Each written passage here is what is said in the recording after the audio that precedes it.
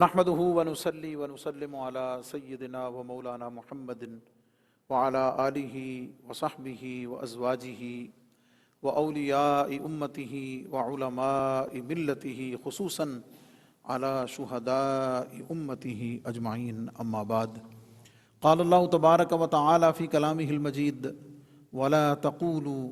لمن يقتل في سبيل الله أموات بل أحياء ولكن لا تشعرون. وقال تعالى في مقام آخر: ولا تحسبن الذين قتلوا في سبيل الله أمواتا بل أحياء عند ربهم يرزقون. إن الله وملائكته يصلون على النبي يا أيها الذين آمنوا صلوا عليه وسلموا تسليما. اللهم صل على سيدنا ومولانا محمد وعلى آل سيدنا ومولانا محمد مبارک وسلم. آج کی یہ عظیم الشان محفل ذکر امام عالی مقام، محفل ذکر شان حسین رضی اللہ تعالی عنہ وعلیہ السلام، جس میں ہم سب کی حاضری ہے، اس محبت و ذوق کے ساتھ درود پاک نبی پاک علیہ السلام کی بارگاہ میں اور حضور کی آل کی بارگاہ میں پیش فرمائیں کہ آج کا یہ بھیجا ہوا درود کل قیامت کے دن امام عالی مقام کی شفاعت کا سبب بن جائے. اللہم صلی علی سیدنا و مولانا محمد وعلی آل سیدنا و مولانا محمد مبارک وسلم. حضرات ذی وقار، کسی بھی شخصیت کے مرتبے اور مقام کو کچھ اندازہ لگانے کے لیے، کچھ پرکھنے کے لیے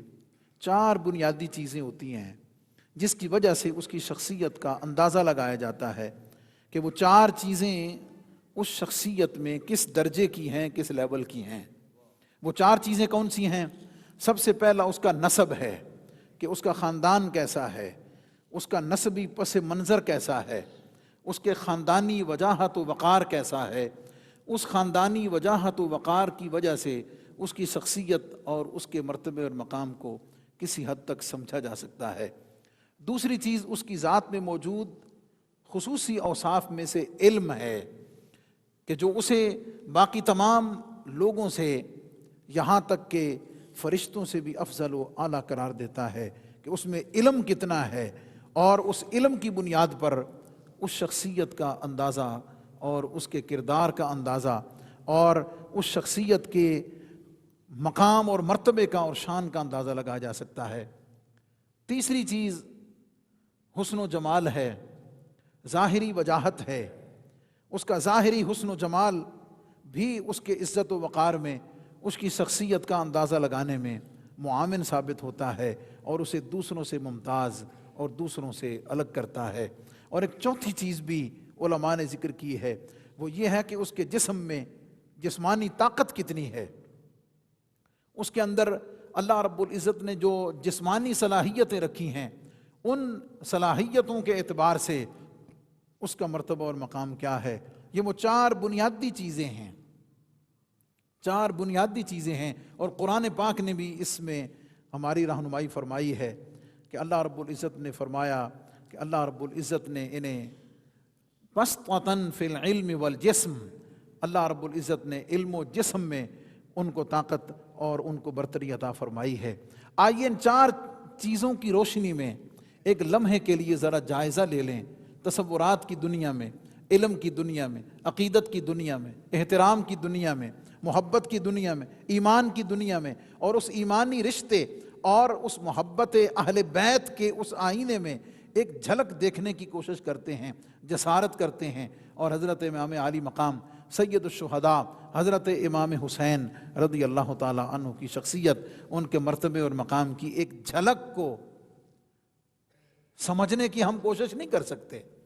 اس لیے کہ یہ تو وہ ہستیاں ہیں کہ جن کے مرتبے اور مقام کو سمجھنے کی جسارت کرنا بھی شاید کسی درجے پہ بے ادبی شمار ہو جائے. لیکن اپنے ایمان اور اپنے ایقان کو مضبوط کرنے کے لیے ایک لمحے کے لیے ذرا تصور کرتے ہیں تاکہ دماغ میں یہ بات سامنے آ جائے کہ جس ہستی کا نام حسین ہے، آج ہم جس کے ذکر کے لیے موجود ہیں، اور ہم موجود نہیں ہیں روئے زمین پر اس عشرہ محرم الحرام میں، آپ ہر جگہ نظر دوڑا لیجئے، جہاں جہاں لا الہ الا اللہ محمد الرسول اللہ پڑھنے والے موجود ہیں، آج وہ کسی نہ کسی شکل میں آپ کو ذکر حسین کرتے ہوئے نظر آئیں گے۔ گویا کہہ لیجئے کہ ذکر حسین مومن کے ایمان کی علامت ہے، وہ اپنے ایمان کا اظہار کرتا ہے۔ اور میں کیوں نہ کہوں کہ یا آل بیت رسول اللہ حبکم فرد من القرآن انزلہ ایکفیکم من عظیم الفخر انکم من لم یصلی علیکم لا صلاۃ لہ۔ ترجمہ بھی آپ کی ذوق اور سماعت کی نظر کر دیتا ہوں۔ اے اہل بیت اطہار، آپ کی شان کا کیا کہنا، آپ کے مرتبے اور مقام کا کیا کہنا۔ اللہ رب العزت نے آپ کو جو مرتبہ اور مقام عطا فرمایا ہے وہ کسی عام بندے کا کہا ہوا نہیں ہے، وہ کسی پارلیمنٹ کا پاس کردہ نہیں ہے، وہ کسی اسمبلی ہال کا بنائے ہوا قانون نہیں ہے، یہ تو اللہ رب العزت کی جانب سے حضور کی امت پر فرض کیا گیا ہے۔ قُلْ لَا أَسْأَلُكُمْ عَلَيْهِ أَجْرًا إِلَّا الْمَوَدَّةَ فِي الْقُرْبَى۔ قرآن مجید کی آیت اس پر شاہد ہے کہ تمہاری اے اہل بیت اطہار، تمہاری محبت ایمان والوں پر فرض ہے۔ اَيَكْفِيكُم مِّنْ عَظِيمِ الْفَخْرِ أَنَّكُمْ، اے آل بیت رسول صلی اللہ علیہ وسلم، اے نبی علیہ السلام کے گھر والوں، اے نبی علیہ السلام کے نواسے، کیا آپ کی عظمت و مرتبہ اور مقام کے لیے کافی نہیں ہے کہ جو نماز میں جب تک تم پہ درود نہ پڑھ لے اس کی نماز ہی نہیں ہوتی؟ اللہم صلی علی محمد وعلی آل محمد کما صلیت علی ابراہیم وعلی آل ابراہیم انک حمید مجید۔ اللہم بارک علی محمد وعلی آل محمد کما بارکت علی ابراہیم وعلی آل ابراہیم انک حمید مجید۔ ہم ان کے شان کو سمجھنے کی جسارت نہیں کر سکتے، اپنے ایمان کو تازہ کرنے کے لیے ان کے مبارک نام اپنی گناہگار زبانوں پہ لا کر اور اپنے دماغ اور ایمان میں ان کی یادوں کو تازہ کر کے ہم اپنے ایمان کو تازہ کرنے کی، اپنے ایمان کی تجدید کی اور اس میں استقامت کی بہار کو لوٹنے کی جسارت کر سکتے ہیں۔ 4 چیزیں میں نے عرض کی ہیں، ایک نسب ہے، ایک علم ہے، ایک حسن ہے اور ایک طاقت ہے۔ آج ایک لمحے کے لیے ذرا دیکھیں تو صحیح، نسب کی شان کیا ہے۔ میں نے شعر بھی پڑھا ہے اور نبی پاک علیہ السلام کے ارشادات کو اگر میں عرض کروں تو صرف ایک نسبی شان پر یہ سارا وقت گزر سکتا ہے۔ میں صرف ایک روایت عرض کرتا ہوں۔ مدائن سے حضرت عمر رضی اللہ تعالیٰ عنہ کے دور مبارک میں مدائن کی سرزمین سے مال غنیمت آتا ہے۔ حضرت عمر فاروق رضی اللہ تعالیٰ عنہ مسجد نبوی شریف میں اس مال غنیمت کو تقسیم کرنے کا آغاز فرماتے ہیں کہ 1000 دینار سب سے پہلے امام عالی مقام حضرت امام حسن کی بارگاہ میں پیش کیے جائیں۔ پھر حکم ہوتا ہے کہ 1000 دینار نواسہ رسول حضرت امام حسین رضی اللہ تعالیٰ عنہ کی بارگاہ میں نظر کیے جائیں، اور ان دونوں ہستیوں کو دینے کے بعد پھر حکم ہوتا ہے کہ 500 دینار عبداللہ ابن عمر کو دے دیے جائیں، اپنے بیٹے کو 500 دینار دے دیے جائیں۔ جب مال غنیمت تقسیم ہوا، بیٹے نے اپنے ابا جان حضرت عمر رضی اللہ تعالیٰ عنہ کی بارگاہ میں عرض کی، ابا جان، میں کسی بھی طرح تمام غزوات میں، تمام جنگوں میں، اسلام کے لیے قربانیوں میں، تمام مجاہدات میں کسی بھی طرح پیچھے نہیں رہا ہوں، کسی بھی طرح میرا ایک قدم کسی سے پیچھے نہیں ہے، لیکن مجھے سمجھ نہیں آئی، آپ نے امام حسن کو 1000 دینار دلوایا، حسین کو بھی 1000 دینار دلوایا، جب میری باری آئی تو مجھے 500 دینار دلوایا۔ اللہ اکبر۔ اب ذرا دیکھیے حضرت عمر رضی اللہ تعالیٰ عنہ جواب کیا عطا فرماتے ہیں، اور اس جواب میں شان اہل بیت کا اظہار کیسے فرماتے ہیں۔ حضرت عمر رضی اللہ تعالیٰ عنہ فرماتے ہیں، اے عبداللہ، کیا تیرا باپ حسن و حسین کے باپ جیسا ہے؟ کیا تیری ماں حسن و حسین کی ماں جیسی ہے؟ کیا تیرا نانا حسن و حسین کے نانا جیسا ہے؟ کیا تیری نانی حسن و حسین کی نانی جیسی ہے؟ فرمایا کبھی نہیں ہو سکتی، اس لیے کہ حسن و حسین کا باپ علی ہے، حسن و حسین کی ماں فاطمہ ہے، حسن و حسین کا نانا محمد مصطفیٰ ہے، اور حسن و حسین کی نانی سیدہ خدیجہ الکبریٰ ہے۔ یہ وہ 4 نسبی شرافتیں ہیں، اس لیے کہ نہ خود حسین جیسا کوئی ہے،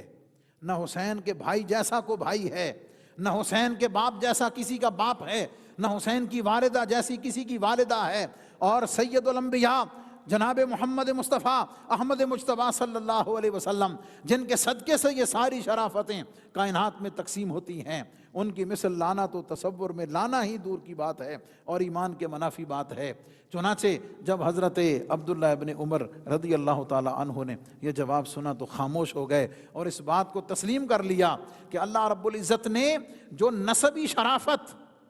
جو خاندانی شرافت اللہ رب العزت نے حضرت امام حسن، حضرت امام حسین، ان دونوں شہزادوں کو عطا فرمائی ہے، کائنات میں اللہ رب العزت نے کسی اور کو عطا نہیں فرمائی ہے۔ چونکہ میں نے سب چیزوں پر بات کرنی ہے اس لیے میں آگے بڑھتا ہوں۔ علم کی بات، اللہ اکبر، علم کے اعتبار سے یہ بات ذخیرہ حدیث میں نبی پاک علیہ الصلوۃ والسلام کا فرمان روز روشن کی طرح عیاں ہے۔ نبی پاک علیہ السلام نے فرمایا انا مدینۃ العلم وعلی بابھا، میں علم کا شہر ہوں اور علی اس کا دروازہ ہے۔ اور یاد رکھنا کائنات کا ہر باپ، دنیا میں بسنے والا ہر باپ اس بات کی تمنا آرزو کرتا ہے کہ اللہ نے جو کچھ مجھے عطا کیا ہے میری اولاد اس میں بڑھ جائے، وہ مادی اعتبار سے ہو، وہ نسبی اعتبار سے ہو، وہ خاندانی اعتبار سے ہو، وہ کسی بھی اعتبار سے ہو۔ باپ کی خواہش ہوتی ہے کہ اللہ رب العزت نے مجھے جو عطا فرمایا ہے میری اولاد کسی طرح اس سے پیچھے نہ رہے۔ اس تمنا اور آرزو کے آئینے میں سمجھنے کی کوشش کریں۔ جناب علی المرتضیٰ شیر خدا رضی اللہ تعالی عنہ نے اور جناب سیدہ کائنات سیدہ فاطمہ الزہرا سلام اللہ علیہا ورضی اللہ تعالی عنہا، آپ نے ان دونوں شہزادوں کو علم بتانے میں، علم سکھانے میں، علم پہنچانے میں کتنی محنت کی ہوگی، کتنی جد و جہد کی ہوگی، اور کیسے نہ ہو۔ نبی پاک صلی اللہ علیہ وسلم نے فرمایا اے میری امت، میری آل اور میرا اوپر اترنے والا قرآن، ان دونوں کو مضبوطی سے تھامے رکھو، اس لیے کہ قیامت تک میری آل قرآن سے جدا نہیں ہو سکتی ہے اور قرآن میری آل سے جدا نہیں ہو سکتا ہے۔ کیا مطلب؟ میں اس میں بڑی نفیس سی بات عرض کرنا چاہتا ہوں۔ نبی پاک علیہ الصلوۃ والسلام کی بارگاہ میں عرض کی گئی، سیدہ ام المومنین سیدہ عائشہ صدیقہ رضی اللہ تعالی عنہا سے پوچھا گیا کہ ام المومنین آپ فرمائیے نبی پاک صلی اللہ علیہ وسلم آپ کے اخلاق کریمہ کیسے تھے؟ سیدہ نے جواب فرمایا کانا خلقہ القرآن، پورے کا پورا قرآن نبی پاک علیہ السلام کا اخلاق ہی تو ہے۔ نفیس سی بات سمجھانے کی کوشش کرنے جا رہا ہوں۔ مطلب اس کا یہ بنتا ہے کہ اے سوال کرنے والے، اے سننے والے، اے پوچھنے والے، قرآن جو غیر ناطق ہے، قرآن جو غیر ناطق ہے، جو بولتا نہیں ہے، جو ساکت قرآن ہے، جس کے الفاظ، جس کے 30 پارے ہیں، اس قرآن کو ایک طرف رکھ لے، اور جو قرآن ناطق ہے، جو چلتا پھرتا قرآن ہے، جو ذات رسالت محب صلی اللہ علیہ وسلم کی صورت میں ہے، اسے ایک جانب رکھ لے۔ جو قرآن غیر ناطق ہے اسے تو دیکھتا جا، اسے تو پڑھتا چلا جا، جو کچھ تجھے اس قرآن کے 30 پاروں میں جو کچھ تمہیں پڑھنے کو ملے گا مصطفیٰ کی ذات میں تمہیں دیکھنے کو ملے گا۔ جو قرآن کے 30 پاروں میں تجھے پڑھنے کو ملے گا وہ مصطفیٰ کی ذات میں دیکھنے کو ملے گا۔ میں اسی حدیث پاک سے برکت حاصل کرتے ہوئے میں آگے بڑھتا ہوں۔ نبی پاک علیہ الصلوۃ والسلام کی ذات کریمہ اگر اس انداز سے سیدہ نے یہ فرمایا تو اب حضور علیہ السلام نے یہ جو فرمایا کہ قرآن اور اہل بیت کبھی جدا نہیں ہوں گے، حوض کوثر پر میرے ساتھ ملاقات کریں گے، میدان محشر میں یہ دونوں پہنچیں گے اور یہ دونوں ساتھ ہوں گے۔ کیا مطلب؟ اے زمانے والو، اگر تمہیں قرآن کی کسی بات کی سمجھ نہ آئے تو پھر تمہیں کسی اور طرف دیکھنے کی ضرورت نہیں، میری آل کو دیکھ لینا، میری آل کے عمل اور کردار کو دیکھ لینا، تمہیں میری آل کے کردار کو دیکھنے سے قرآن کی تفسیر سمجھ میں آئے گی۔ شہادت جو خصوصی وصف ہے حضرت امام علی مقام سید الشہداء حضرت امام علی مقام رضی اللہ تعالی عنہ کا، اور شہید کی شان میں جو 2 آیات کریمہ میں نے پڑھی ہیں معروف، اللہ رب العزت فرماتا ہے جو میرے رستے میں شہید کر دیے جائیں انہیں مردہ نہ کہو۔ جب مردہ نہیں کہنا تو اس کے جواب میں آگے مختلف آپشنز ہو سکتے ہیں، وہ سوئے ہوئے بھی ہو سکتے ہیں۔ کیا ہیں؟ اللہ نے فرمایا تمہیں کچھ اور سوچنے کی ضرورت نہیں، بل احیاء، وہ زندہ ہیں۔ اور یہاں بات ہے کہنے کی، ولا تقولوا، کہنا نہیں ہے آپس میں ڈسکس نہیں کرنا، زبان پہ نہیں لانا. اچھا زبان پہ نہیں لانا تو سوچا تو جا سکتا ہے، دماغ کے گھوڑے تو دوڑائے جا سکتے ہیں، اپنی فکر و دانش کو تو میدان میں چھوڑا جا سکتا ہے غور کرنے کے لیے. دوسری جگہ فرمایا وَلَا تَحْسَبَنَّ الَّذِينَ قُتِلُوا فِي سَبِيلِ اللَّهِ أَمْوَاتًا. پہلے کہنے سے منع کیا اور اب فرمایا سوچنا بھی نہیں، سوچنا بھی نہیں کہ وہ مردہ ہیں. بل احیاء، بلکہ وہ زندہ ہیں. پہلے فرمایا وَلَٰكِن لَا تَشْعُرُونَ، تم ان کی حیات کا تصور نہیں کر سکتے. کیا مطلب؟ تم ان کی حیات کی حقیقت کو نہیں پا سکتے، یا جس درجے کی حیات اللہ نے ان کو عطا کی ہوئی ہے تمہاری عقل کی رسائی وہاں تک نہیں پہنچ سکتی. ایک تو جسمانی حیات کی بات ہے نا، جسمانی حیات کی بات ہے جو عام نظروں سے اوجھل ہے، لیکن اللہ رب العزت نے ایک اور یہ فرمایا کہ آج 1400 سال گزرنے کے بعد بھی گلی گلی اگر حسین حسین ہو رہا ہے، گھر گھر حسین حسین ہو رہا ہے، گھر گھر شہادت امام عالی مقام اور شان امام حسین کا تذکرہ ہے، تو تمہیں سمجھ جانا چاہیے کہ حیات کا حقیقی تصور کیا ہے، زندگی کا حقیقی تصور کیا ہے. کہ جس کا نام لینا بھی عبادت ہے، جس کا ذکر کرنا بھی عبادت ہے، جس کا ذکر سننا بھی عبادت ہے، جس کے ذکر کے لیے آنا بھی عبادت ہے، جس کے ذکر کی مجلس میں بیٹھنا بھی عبادت ہے، جس کے نام کو زبان پہ لے کر آنا اللہ رب العزت کی رضا کا سبب ہے اور اللہ کے محبوب علیہ الصلوۃ والسلام کی رضا کا سبب ہے. شہادت ایک مرتبہ اور مقام ہے. مولا کریم بظاہر یہ لگتا ہے کہ میدان کارزار میں تیری رضا کے لیے مرد مجاہد فی سبیل اللہ اپنی جان کا نذرانہ پیش کر دیتا ہے، اس کا سر اس کے تن سے جدا ہے، اس کے جسم کے اعضاء بکھرے ہوئے ہیں. مولا ہماری عقل ہماری دانش تو بظاہر یہ دیکھتی ہے کہ اس کے اعضاء کٹ کے بکھر چکے ہیں، تو ہماری نظر میں تو موت کا تصور یہ ہے کہ جب اس کے اعضاء بکھر جائیں، اس کا جسم ساکت ہو جائے، ہم اسے مردہ کہتے ہیں. جو چل رہا ہو، جو پھر رہا ہو، جو حیات کے ساتھ موجود ہو، جو دنیا کے کام سر انجام دے رہا ہو، ہم اسے حیات کے ساتھ تعبیر کرتے ہیں. مولا یہ کیا تصور ہے؟ فرمایا نہیں، یہ تمہاری عقل کی بات ہے. اور قرآن تمہیں کیا بتاتا ہے؟ یزید اور اس کے لشکری میدان کربلا کے بعد زمین پر چلتے رہے، بظاہر حیات کے ساتھ موجود رہے، لیکن قرآن فرماتا ہے حسین تمہیں سر کٹا ہوا نظر آتا ہے، لیکن قیامت تک حسین زندہ ہے، یزید مردہ ہے. موت و حیات کا تصور شہادت کے ذریعے حضرت امام علی مقام نے قیامت تک کے لیے تبدیل فرما دیا، چینج فرما دیا. تو شہادت کے مرتبے اور مقام کو مولا کریم اگر ہم سمجھنا چاہیں تو جیسے سیدہ نے فرمایا کانا خلقہ القرآن، کہ قرآن کو پڑھتے چلے جاؤ، مصطفیٰ کو دیکھتے چلے جاؤ، تمہیں اخلاق کا پتہ چل جائے گا کہ اخلاق کیا ہیں. میں اس سے برکت حاصل کرتے ہوئے یہ کہنا چاہتا ہوں، اگر تم شہادت کو سمجھنا چاہو، اگر تم شہادت کو سمجھنا چاہو، شہادت کی شان کو سمجھنا چاہو، شہید کے مقام کو سمجھنا چاہو، اور میں کیوں نہ کہوں اگر تم نے آل بیت رسول کے آئینے میں قرآن کی تفسیر شہادت کو سمجھنا ہو، تمہیں کہیں اور جانے کی ضرورت نہیں، کسی اور سے پوچھنے کی نہیں. شہادت امام علی مقام کی تفسیر کو دیکھ لو، دونوں ساتھ ساتھ ہوں گے، قیامت تک ساتھ ساتھ ہوں گے. تو نبی پاک صلی اللہ علیہ وسلم نے ایک نسب کی شان، دوسرا علم کی شان جو اللہ رب العزت نے عطا فرمائی ہے. اور حسن و جمال بڑی لطیف سی بات ہے اگر آپ کی سمجھ میں آ جائے. دونوں شہزادے ہیں نبی پاک صلی اللہ علیہ وسلم کے، ایک کا نام حسن ہے، ایک کا نام حسین ہے. ایک کا نام حسن ہے، دوسرے کا نام حسین ہے. اس کی جو تلفظ ہے، پروناؤنسیشن ہے، اس کے اوپر جو زبر زیر پیش ہے، ایک لمحے کے لیے ذرا اس کو ہٹا کے اس کے حروف پہ غور کر لیتے ہیں، اس کے حروف پہ غور کر لیتے ہیں. حسن، حسن نام کے طور پر ہم پڑھتے ہیں کہ یہ حسن ہے، اور اگر آپ ہاں پر زبر نہ پڑھیں، سین پر زبر نہ پڑھیں، نون کو ساکن نہ پڑھیں، اس کے بغیر ایک نظر حسن کی ڈال کے تو دیکھیں، ایمان کے حسن کی ڈال کر تو دیکھیں، تو تمہیں جو حسن پڑھنے کو ملتا ہے، جسے تم پڑھنے میں حسن کہتے ہو،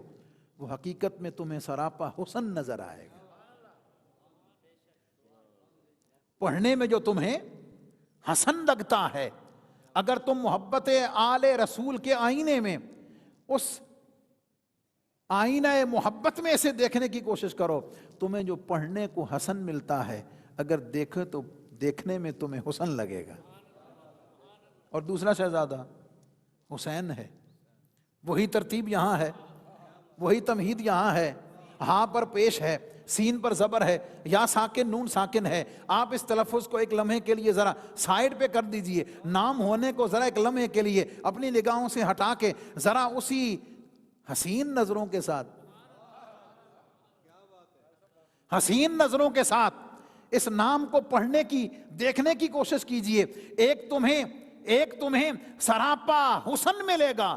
اور دوسرا سراپا حسین ملے گا۔ اور میرے اکابرین کا جملہ ہے، ان کی دعائیں لینے کے لیے ہی میں ان کے حوالے سے عرض کرتا ہوں، وہ یہ ہے کہ حسن ہو یا حسین، توجہ ہے جناب کی، حسن ہو یا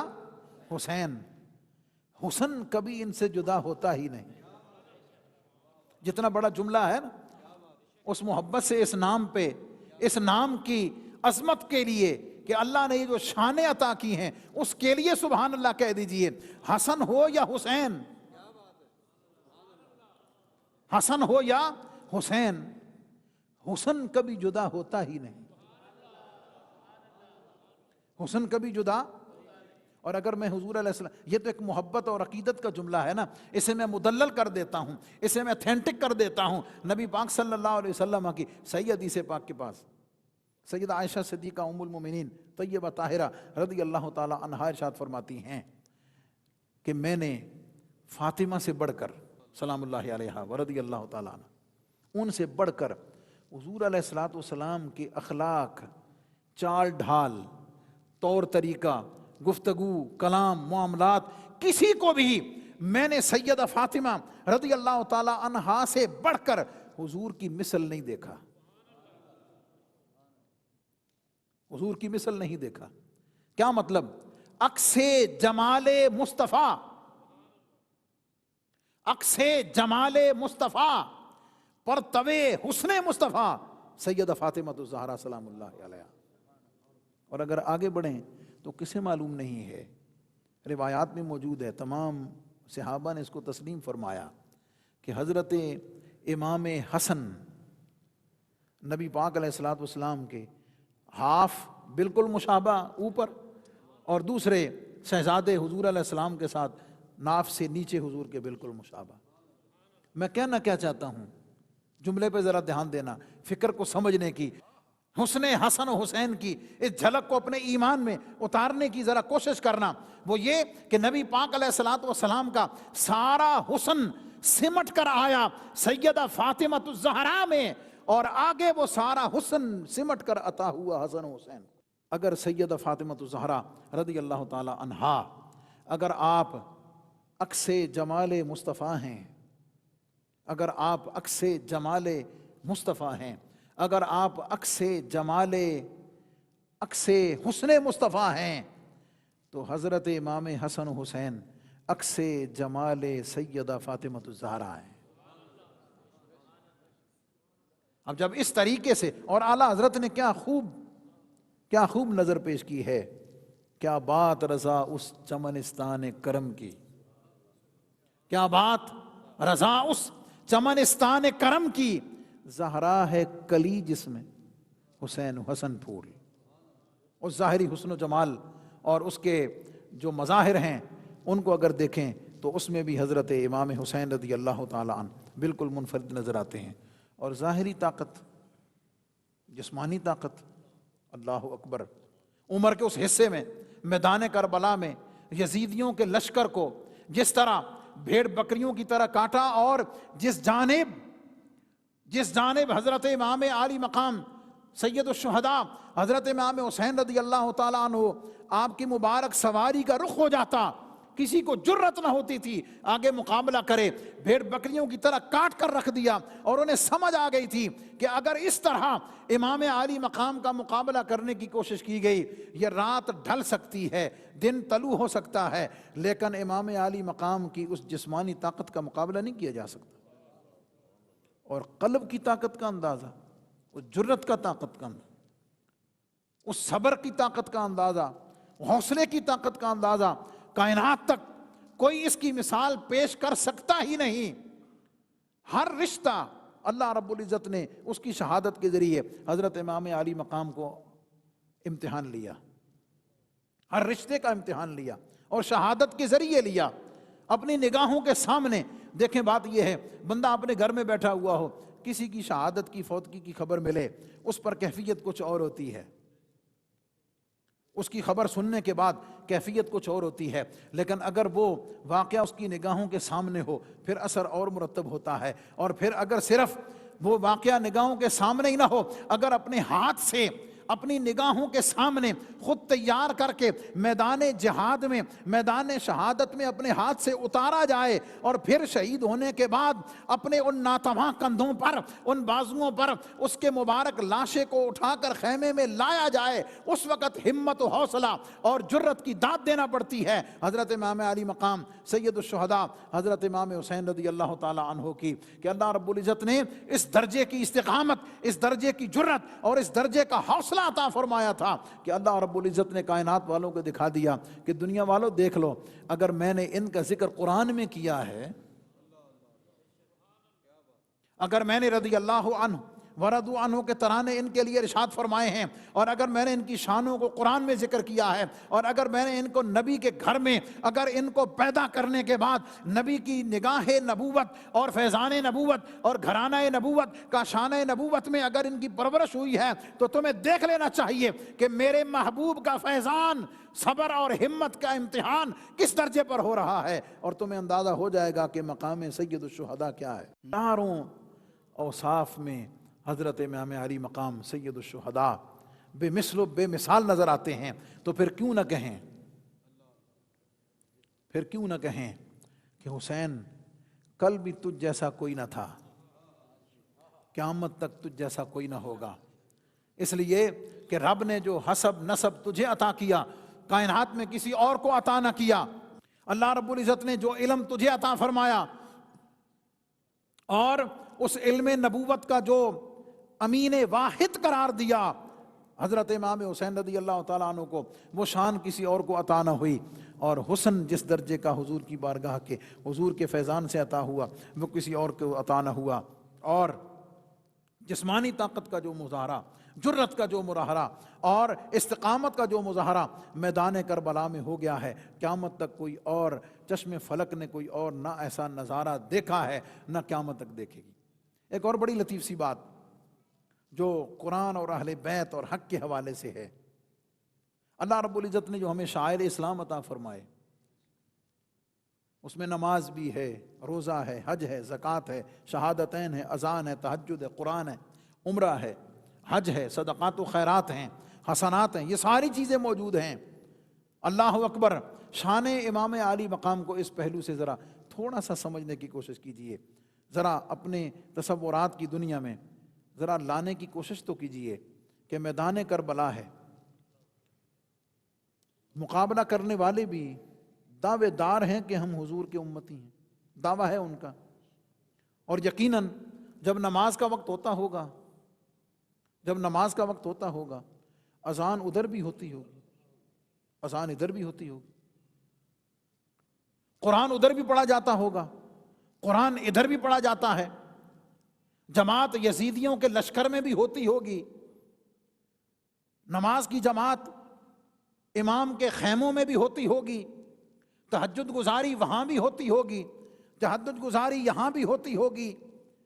اذان وہاں بھی ہے، یہاں بھی ہے، اقامت وہاں بھی ہے، یہاں بھی ہے، یہ ساری چیزیں مشترک ہیں۔ مولا فرق کیسے پتہ چلے؟ آج لوگ کنفیوز ہیں نا، بہت سارے لوگ کنفیوز ہیں کہ حق کدھر ہے، حق کدھر ہے۔ قیامت تک امام علی مقام نے حق و باطل کے درمیان میں اپنی شہادت کے ذریعے سے لکیر کھینچ دی ہے، اور قیامت تک کے لیے پیغام کیا دیا ہے؟ اے کلمہ پڑھنے والو، اے نبی کا نام لینے والو، اے اسلام کا دم بھرنے والو، اے اسلام کے دامن میں آنے والو، اے دین سے وابستہ رہنے والو، اے قرآن کی بات کرنے والو، اے حج کرنے والو، عمرہ کرنے والو، زکوٰۃ دینے والو، قرآن کی تلاوت کرنے والو، جماعت کرنے والو، اقامت کہنے والو، اذان کہنے والو، دعائیں مانگنے والو، ساری شعائر اسلام پر عمل کرنے والو، اگر تمہیں کہیں سمجھ نہ آئے کہ یہ ساری چیزیں ادھر بھی ہیں، ساری چیزیں ادھر بھی ہیں، یہ ساری عبادات ادھر بھی ہیں، ساری عبادات ادھر بھی ہیں، قرآن یہ بھی پڑھتا ہے، قرآن وہ بھی پڑھتا ہے، اذان یہ بھی دیتا ہے، اذان وہ بھی دیتا ہے، جماعت یہ بھی کراتا ہے، جماعت وہ بھی کراتا ہے، حج یہ بھی کرتا ہے، جا کر حج وہ بھی کر رہا ہے، عمرہ یہ بھی کر رہا ہے، عمرہ وہ بھی کر رہا ہے، حق کی بات یہ بھی کہتا ہے، میں بھی کرتا ہوں۔ مولا ہمیں پتہ کیسے چلے گا ان ساری چیزوں کے ایکول ہونے کے بعد کہ حق کدھر ہے؟ قرآن نے یہ بتا دیا، اسلام نے یہ بتا دیا، شہادت امام عالی مقام نے یہ بتا دیا کہ تم یہ دیکھ لینا حسین کدھر ہے، حسینیت کدھر ہے۔ اگر تم ان ساری چیزوں کے بارے میں کنفیوز ہو جاؤ، تمہیں پتہ نہ چلے، تمہیں اندازہ نہ ہو سکے کہ حق کدھر ہے، تو پھر تمہیں پریشان ہونے کی بات نہیں، بس یہ دیکھ لینا حسین کدھر ہے، حسین کی محبت کدھر ہے، حسین کے چاہنے والے کدھر ہیں، حسین کا نام لینے والے کدھر ہیں، حسین کا ذکر کرنے والے کدھر ہیں، حسین سے محبت کرنے والے کدھر ہیں۔ جس جانب حسین ہے سمجھ لو باقی ساری چیزیں ہونے کے ساتھ جدھر حسین ہے حق ادھر ہے۔ حق کی علامت حسین ہے، قیامت تک کے لیے صداقت کا علم حسین ہے،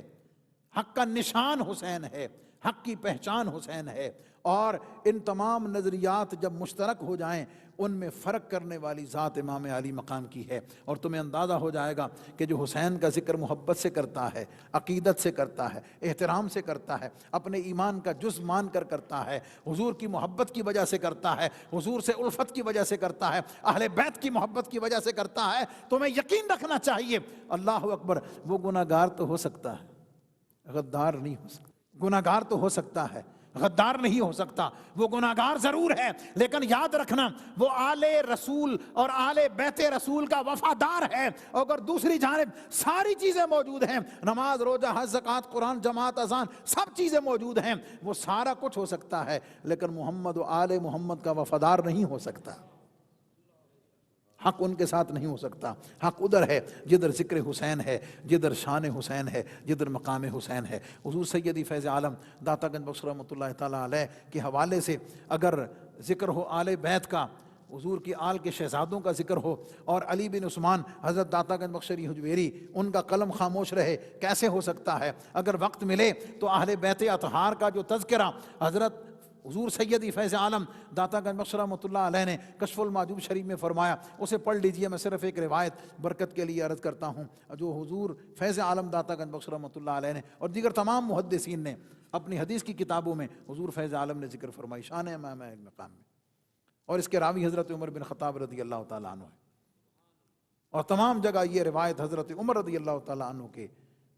آپ کی روایت کے ذریعے، آپ کے ذریعے سے حضور کی امت تک پہنچی۔ فرماتے ہیں حضرت عمر رضی اللہ تعالیٰ عنہ حضور علیہ السلام کے گھر میں تشریف لائے ہیں، عجب منظر ہے، عجب کیفیت ہے، عجب نظارہ ہے۔ وہ کیا ہے؟ دونوں جہان کا سردار، محبت وحی کا مرکز نبی پاک صلی اللہ علیہ وسلم، آپ نے اللہ اکبر اللہ اکبر اللہ اکبر حضرت امام حسین کو اپنے کندھوں پر بٹھایا ہوا ہے، اپنے دونوں ہاتھ مبارک نیچے ہیں، اور اپنے کندھوں پہ بٹھا کر امام حسین کو جھولا دلا رہے ہیں۔ محبت، شفقت، رافت کا منظر عجب۔ حضور فیض عالم نے جو روایت ذکر کی ہے اس میں ایک عجیب اضافہ ہے۔ حضرت عمر رضی اللہ تعالیٰ عنہ فرماتے ہیں کہ حضور علیہ السلام نے ایک سرخ رنگ کا دھاگا، سرخ رنگ کا ڈورا اپنے منہ میں لیا ہوا ہے، اور اس کا کنارہ دوسرا حضرت امام حسین نے پکڑا ہوا ہے۔ کندھے پر سواری تو ہے ہی صحیح، کندھے پر تو سواری ہے ہی صحیح، یہ حضور فیض عالم نے ذکر فرمایا اس روایت میں۔ لال رنگ کا دھاگا ہے، ایک کنارہ نبی پاک علیہ السلام کے منہ مبارک میں ہے، اور دوسرا کنارہ حضرت امام حسین نے پکڑا ہوا۔ اب ایک تو معروف روایت اس کے الفاظ حضرت عمر رضی اللہ تعالیٰ عنہ فرماتے ہیں واہ حسین کیا شان ہے تیری، کیا مقام ہے تیرا، اللہ اکبر، حسین کتنی حسین سواری ہے جو تجھے عطا ہوئی ہے۔ یہ حضرت عمر رضی اللہ تعالیٰ عنہ نے اپنے ایمان سے اور اپنی اس کیفیت میں عرض کیا، حضور علیہ الصلوۃ والسلام کی شان میں عرض کیا، لیکن نبی پاک علیہ السلام نے کیا فرمایا، عمر تجھے یہ تو نظر آیا کہ حسین کی سواری کتنی خوبصورت ہے، یہ بھی تو دیکھ سوار کتنا خوبصورت ہے، سوار کتنا خوبصورت ہے۔ حضور فیض عالم نے بڑی لطیف بات کی ہے، آپ نے فرمایا اس روایت میں جو حضرت امام علی مقام نے وہ ڈورا دھاگا کنارہ پکڑا ہوا ہے، اس میں بڑی لطیف باتیں ہیں، اللہ اکبر۔ میں حضور فیض عالم داتا گنج بخش رحمۃ اللہ علیہ کے قدموں کی برکت سے، ان کی فیضان نظر سے، انہیں کی عطا سے ایک بات عرض کرتا ہوں، بلا تمثیل اور بلا تشبیہ عرض کرتا ہوں۔ وہ کیا ہے کہ جب آپ کسی سواری آپ کے پاس ہو، اس کی لگام اگر آپ کے ہاتھ میں ہو تو کانسیپٹ یہ ہے کہ آپ اس سواری کا رخ جدھر چاہیں موڑ دیں۔ گاڑی کا سٹیئرنگ اگر آپ کے ہاتھ میں ہے، آپ جہاں چاہیں اسے موڑ دیں، لیفٹ موڑیں، رائٹ موڑیں، سیدھا لے جائیں، ریورس کر لیں، بٹھا دیں، جہاں مرضی کریں، روک لیں، آپ کے اختیار میں ہے، وہ سواری آپ کے کنٹرول میں ہے، آپ جس جانب چاہیں اسے موڑ سکتے ہیں۔ محبت کی بات اس میں یہ ہے، اے ایمان والو، اگر تم چاہتے ہو کہ رخ مصطفیٰ تمہاری طرف ہو جائے، توجہ مصطفیٰ تمہیں مل جائے، فیضان نگاہ مصطفیٰ تمہیں مل جائے، نبی پاک علیہ الصلوۃ والسلام کی نگاہوں کا، نگاہ نبوت کا فیضان تمہیں عطا ہو جائے، تو یاد رکھنا ان سارے فیضان کا کنٹرول حسین کے پاس ہے، وہ اختیار حسین کے پاس ہے۔ اس لیے تو نبی پاک علیہ الصلوۃ والسلام نے حدیث پاک میں فرمایا اللہم انی احبہما، مولا کریم میں دونوں سے محبت کرتا ہوں، میں دونوں شہزادوں سے محبت کرتا ہوں، اللہم انی احبہما فاحبہما، مولا میں ان سے محبت کرتا ہوں، میں محبت کرتا ہوں، تو بھی ان سے محبت کر۔ علماء تشریف فرما ہے اس اسلوب میں ایک عجب لطف ہے، مولا میں محبت کرتا ہوں، چونکہ میں محبت کرتا ہوں اس لیے تو محبت کر، میری محبت ہے ان سے، مولا چونکہ میں محبت کرتا ہوں فاحبہما، مولا تو ان سے محبت کر، واحب من یحبہما، مولا جو ان دونوں سے محبت کرتا ہے، مولا تو اس سے بھی محبت فرما۔ مولا میں محبت کرتا ہوں، کیا مطلب؟ مولا تیری محبت حسن و حسین سے اس وجہ سے ہو کہ میں ان سے محبت کرتا ہوں، اور یہ محبت کی خیرات محدود نہ رہے، بلکہ مولا جو ان سے محبت کرتا ہے، مولا تو اس سے بھی محبت فرما۔ نسخہ دے دیا قیامت تک کے لیے، اگر تم چاہتے ہو کہ اللہ کے محبوب بنو،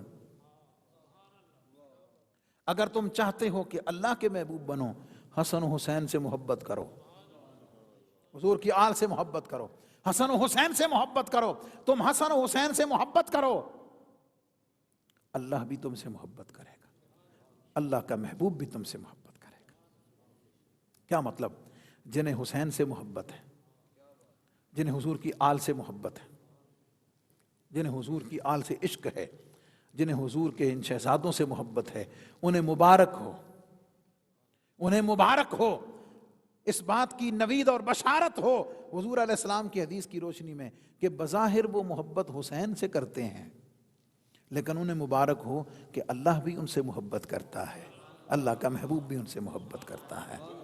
اور جو اللہ کا محبوب ہو، جو اللہ کے محبوب کا محبوب ہو، وہ اس جہان میں بھی کامیاب ہے، وہ اگلے جہان میں بھی کامیاب ہے۔ اور نبی پاک علیہ الصلوۃ والسلام نے اس دوری کو، مغایرت کو اور الگ ہونے کو ویسے ختم کر دیا کہ الحسین منی و انا من الحسین، ختم۔ وقت نہیں کہ میں اس کی تشریح میں جاؤں، اللہ تبارک و تعالیٰ کی بارگاہ میں دعا ہے کہ ذکر شان امام علی مقام، ذکر سید الشہداء کو قبول فرمائے، اس نذرانہ ہائے محبت کو ہم سب کی طرف سے، آپ سب کی طرف سے، اور اس کینال گارڈن کی تمام انتظامیہ کی طرف سے ہمیشہ کے لیے قبول فرمائے، اور آل بیت رسول کی محبت، حضور کی محبت، حضور کی آل و اصحاب کی محبت کی خیرات اللہ کریم ہمیں دونوں جہانوں میں عطا فرمائے۔ والسلام علیکم ورحمۃ اللہ تعالیٰ وبرکاتہ۔